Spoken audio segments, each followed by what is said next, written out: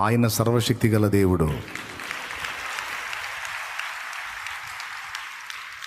నేను చెప్తున్నాను, భరోసా ఇస్తున్నా. నువ్వు ఆనుకోవచ్చు ఆయన మీద, ఎంతకైనా ఆనుకోవచ్చు, ఎంతకైనా ఆధారపడవచ్చు. ఎప్పుడైతే దేవుని యందు విశ్వాసమును బట్టి ధైర్యం తెచ్చుకుంటామో, రిపేర్కి వచ్చిన బాడీ సైతం స్వస్థత పొందుతాయి. నేను మీకు నేర్పేదల్లా ఒకటే, మీకు ఏ ప్రాబ్లం అయినా రండి, నేను ప్రార్థన చేస్తా, పోయిద్దని నేను చెప్పను.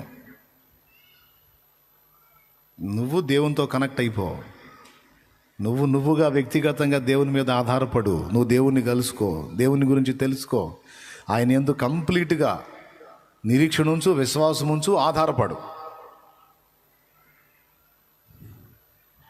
అప్పుడు నువ్వు బాగుపడటం కాదు, అనేక మందిని ధైర్యపరిచి అనేక మందిని నువ్వే బాగు చేసే శక్తి నీకు ఇస్తాడు దేవుడు. అందరూ నా దగ్గరికి రండి, నేను ముడతాను, మీకు బాగుపడతారు, మీరు ఏనై ఇక్కడ తయారయ్యే సరుకు అది కాదు. ఇక్కడ తయారయ్యే సరుకు నేనున్నాను, మీకు ఎందుకు రాండి, వరుస పెట్టండి, అందరిని ఎత్తిని చేతులు పెడతాను, మొత్తానికి బాగుపడిద్దని ఇది కాదు.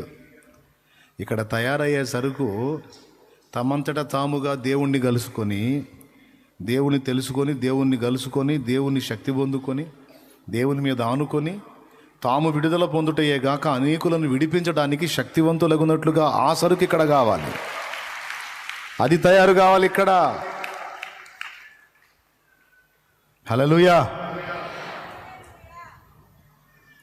కూటమి అయిపోగానే పరిగెత్తుకుంటూ వస్తారు చూడు, జాలేసిద్ది నాకు వాళ్ళని చూస్తే, ఎందుకంటే పసిపిల్లల్లాగా ఉంటారు. నాకు కూటమి అయిపోయిన తర్వాత అలా పక్కకి వెళ్ళి మోకాళ్ళ మీద నిలబడతారు చూడు, వాళ్ళని చూస్తే గౌరవం వేసిద్ది నాకు. వాళ్ళు ఎదిగిన పిల్లలు అన్నమాట, ఎదిగిన వాళ్ళు. కూటమి అయిపోగానే పొడి చేతులాగా పరిగెత్తుకుంటూ వస్తారు చూడు, వాళ్ళు చిన్నపిల్లలు. అంటే తండ్రిని ఇంకా కలుసుకోవాలా, ఆయన ఇంకా పూర్తిగా కలుసుకోవాలా. తెలుసుకుంటే, ఆయన్ని కలుసుకుంటే శాలెమన్నను కలవటం కాదు, ముందు యేసయ్యను కలుసుకోవటానికి సమయం వెతుక్కుంటూ ఉంటారు. అర్థమవుతుందా? కూటమి అయిపోగా నీడు ఆడున్నాడు నన్ను దేవుడు ఆడుకోవటం కాదు. మరీ కొంతమంది అయితే కూటమి ఎండింగ్లో నేను దిగి వెళ్తూ ఉంటాను అనుకో, ఇక్కడ జరిగే ప్రార్థన అది కూడా పక్కన పడేసి ఒక మనిషి కోసం పరిగెత్తుతారు. నేను బయటికి వెళ్తుంటే పిచ్చ కోపం వచ్చింది నాకు. వీళ్ళకి మైండ్ ఉందా పోయిందా అని. బలిపీఠం మీద దేవునికి ప్రార్థన జరుగుతున్నప్పుడు అసలు కదలకూడదు, ఇక్కడ నుంచి కదలకూడదంటే నువ్వు దొరకవు